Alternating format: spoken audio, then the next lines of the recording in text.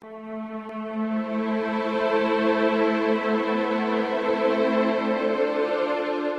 refugee is a person who has been forced to leave their country in order to escape war, persecution, or natural disaster.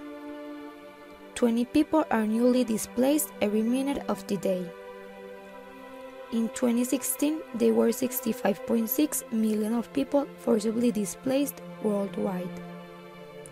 The UN Refugee Agency is a global organization dedicated to save lives, protecting rights, and building a better future for refugees, forcibly displaced communities, and stateless people. It was created in 1950 after the end of World War II.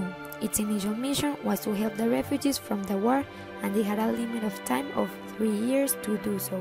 In 1967, they signed the UN High Commissioner for Refugees Protocol after the revolt in Hungary and the decolonization in Africa. The protocol changed the legal aspects of the agency and turned them to have a global responsibilities for refugees.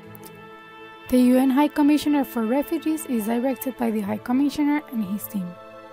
He is in charge of direction and control of the agency. The High Commissioner is appointed by the UN General Assembly and he has to report annually to the ECOSOC.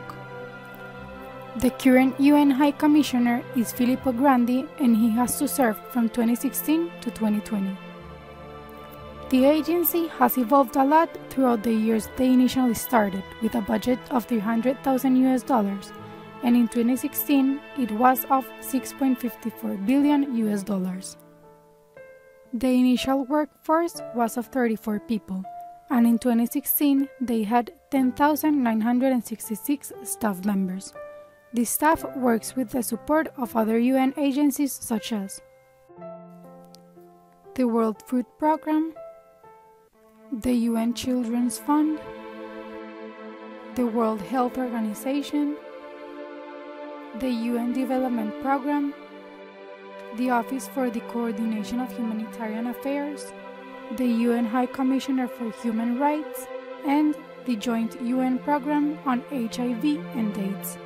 The main headquarters are located in Geneva, Switzerland, with only 7% of their workforce located there. 6% are located in other countries that have main offices, and the final 87% are located throughout the world in the field. They have presence in over 130 countries. Currently, the world is going through 8 main emergencies related to the refugees in which the UNHCR is involved. Car situation. The Central African Republic, considered one of the poorest countries, has had over 2 years of internal conflicts. About 481,577 refugees left their countries running away from the violence caused by Seleka rebels.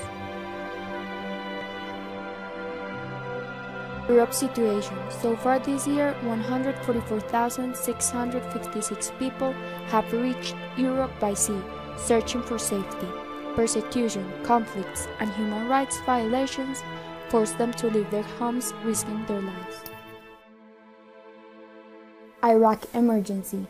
3,231,210 Iraqis have been displaced across the country.